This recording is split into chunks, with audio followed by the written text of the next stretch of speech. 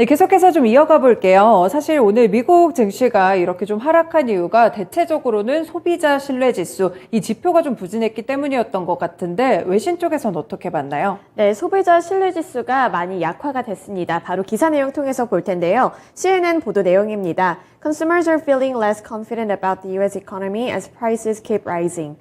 네, 이번에 인플레이션이 가속화됨에 따라 이 투자 심리가 많이 약화됐다는 분석인데요. 바로 기사 내용 통해서 살펴보시죠. 미국의 경제조사기관인 컨퍼런스 보드는 6월 소비자 신뢰지수가 98.7을 보여서 전달보다 하락했다고 밝혔습니다. 전달 수치는 103.2였습니다. 이 미국의 이번 달 소비자 신뢰도가 16개월 만에 가장 낮은 수준으로 하락을 하게 된 건데요. 이는 작년 2월에 기록했던 95.2 이후에 가장 낮은 수치입니다. 미국의 소비자 신뢰 지수가 이렇게 큰 폭으로 하락하면서 경기 침체에 대한 우려가 다시 한번 올라서고 있는 모습인데요. 이렇게 우려가 확산하는 가운데 뉴욕 증시 3대 지수가 일제히 하락을 했고요. 또 시장에서는 다시 반등하기 어려울 수 있다는 비관론이 더 우세해지고 있는 상황입니다. 미국의 연준이 급등하는 인플레이션을 잡기 위해서 기준금리를 크게 올리자 이 경기 침체 우려감이 커지면서 소비자 신뢰 지수 또한 하락했다는 분석이 가장 우세하고요. 컨퍼런스 보드는 이날 6월 인플레이션 예측까지도 이렇게 내놨는데 인플레이션이 8%, 예측치가 8%를 기록할 것이라는 부분까지 함께 짚어줬습니다. 이에 따라 시장에서는 다시 한번 불안감이 확산하는 모습이었는데 이 인플레이션 예측치까지도 약 35년 전보다 가장 높은 수준을 제시하게 되면서 이 전체적인 평가가 어두운 분위기를 나타내고 있습니다. 이와 관련해서 한 최고 투자 책임자 전문가는 지금 경제가 변곡점에 와 있다면서 실제 소비와 경제 활동은 여전히 긍정적이지만 이를 비롯해서 소비자의 신뢰와 또 금융 상황 등 향후 경기 하강을 예고하고 있는 지표들도 많기 때문에 이러한 부분들에서 시장의 불안감이 확산되고 있는 것으로 분석했습니다. 네, 소비자 신뢰 지수 같은 경우에는 100을 기점을 해서 아래쪽으로 내려가게 되면 보통 부정적이다라고 평가를 좀 받는데 이번 이유들이 어느 정도 경기 침체 이 부분도 좀 드러냈던 것 같거든요. 이 UBS 측에서도 경기 침체를 마찬가지로 예측을 좀 했다고요? 네, 그렇습니다. UBS 쪽에서도 이번에 좀 암울한 전망을 내놨는데요. 투자은행 UBS가 현재 경제가 슬로우플레이션을 지나가고 있다면서 경기 침체 가능성을 26%로 상향했습니다. 이 슬로우플레이션 같은 경우에는 경기 둔화에 들어선 상태에서 인플레이션이 발생하는 상황을 뜻하는데요. UBS 쪽에서 이 슬로우플레이션이라는 단어를 직접적으로 쓰면서 경기 우려를 표시를 했습니다. 또 저번까지만 해도 지난 4월에 경기 침체 가능성을 13%가량으로 예측을 했는데 여기서 2배 가까이로 하향 조정하게 되면서 시장의 불안감을 더 키웠습니다. 네, 그렇군요. 슬로우플레이션이라는 전망까지 나타나면서 사실 경기 침체에 대한 멘트들이 상당히 많다는 점 그리고 지표들도 좀 부진하게 나오고 있다는 점 계속해서 지수에 좀 하방 압력으로 작용할지 지켜봐야겠습니다. 네, 두 번째 소식으로 좀 넘어가 보겠습니다. 사실 뉴욕 증시가 장 초반만 해도 상승을 기록했었는데 아무래도 중국 쪽에 코로나19 방역 완화 이 소식이 있었던 것 같거든요. 이쪽도 외신에서 체크해 주세요. 네, CNBC 보도 내용이고요. China cuts quarantine time for international travelers in big step toward easing COVID controls.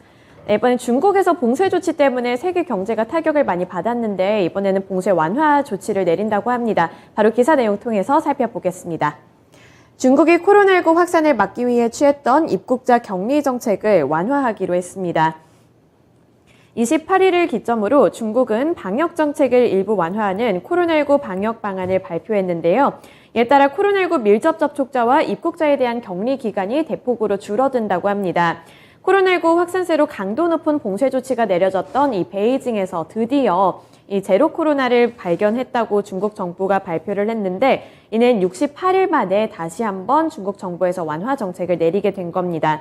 우선 입국자의 격리 기간은 기존의 집중격리 14일 그리고 자가격리 7일에서 이번에는 집중격리 7일 그리고 자가격리 3일로 조정이 된 거고요. 중국의 이번 격리 완화로 한국에서 입국하는 우리 국민들의 편의도 개선될지가 기대된다는 부분에서 우리나라뿐만 아니라 전 세계적으로 좀 기대감을 줬습니다. 그렇다면 이번 정책 같은 경우에 실제로 실효성이 좀 있는지 이 공급망 관련해서도 사실 이 중국 쪽의 코로나 방역이 굉장히 강화됐다는 점이 한몫했었거든요. 어떤 네. 영향이 있을까요? 네, 우선은 공급망 같은 부분에서는 상당한 의미를 갖고 있다고 할 수 있겠습니다. 지금까지 봉쇄 조치가 좀 심하게 이루어졌기 때문에 이 공급망 부분에서 차질이 생겼지만 이 부분이 좀 완화되면서 어느 정도는 긍정적인 영향을 줄 것으로 보고 있는데요. 하지만 리오프닝 측면에서는 아직까지는 시간이 더 걸린다는 평가가 많이 나오고 있습니다. 이미 지난달 초에 입국자의 격리를 10일 시설 격리와 7일 자가 격리로 조정한 바 있지만 현재 한국에서 베이징으로 입국하는 직항 항공편이 없다는 점, 좀 이런 부분들에서는 아직 인프라를 더 확산을 해야 하기 때문에 이런 리오프닝 측면에서는 아직 이 실효성이 입증되지 않았다는 분위기입니다. 네, 공급망 쪽에서는 나쁘지 않은 소식이었지만 리오프닝 쪽에서는 실효성이 없었다라고 외신 측에서 분석을 하고 있네요. 네, 마지막으로는 개별 소식 체크해 볼게요. 어떤 소식 있었나요? 네, 퀄컴 관련한 호재 소식인데요. CNBC 보도 내용입니다. Qualcomm stock jumps after analysts predict Apple will use its modems for 2023 iPhone. 네, 퀄컴과 애플, 이 주가의 향방이 엇갈렸습니다. 바로 기사 내용 보겠습니다.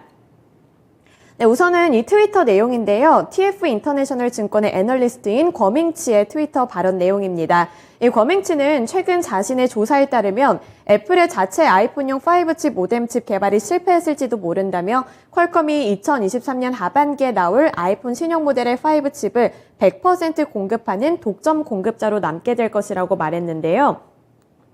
이 권밍치는 애플의 신제품 사양을 정확하게 예측하기로 유명한 그런 애널리스트입니다. 애플은 2019년에 인텔의 모뎀 사업을 인수하는 등 그동안 독자적으로 이 5칩용 칩을 개발하기 위해서 고군분투한 바 있는데요.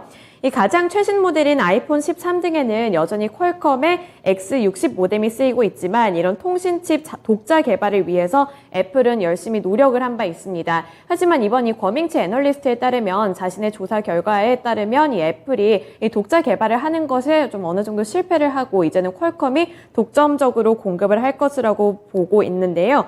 이에 따라서 애플의 주가는 하락을 했지만 퀄컴의 주가는 급등하는 모습이 연출되기도 했습니다. 이 퀄컴 역시 애플의 이런 움직임에 대응을 해서 주로 휴대용 단말기의 제품을 공급했던 데서 벗어나서 이제는 자율주행까지도 노리고 있는 만큼 애플의 100% 독점 공급을 한다는 점, 그리고 사업을 다각화하고 있다는 점이 긍정적으로 호재로 작용을 했습니다. 네, 퀄컴이 3% 정도 상승으로 마쳤는데 확실히 이런 부분에서 이유가 있었습니다. 이렇게 세 가지 소식들 체크해봤습니다. 고맙습니다. 지금까지 글로벌 외신센터였습니다.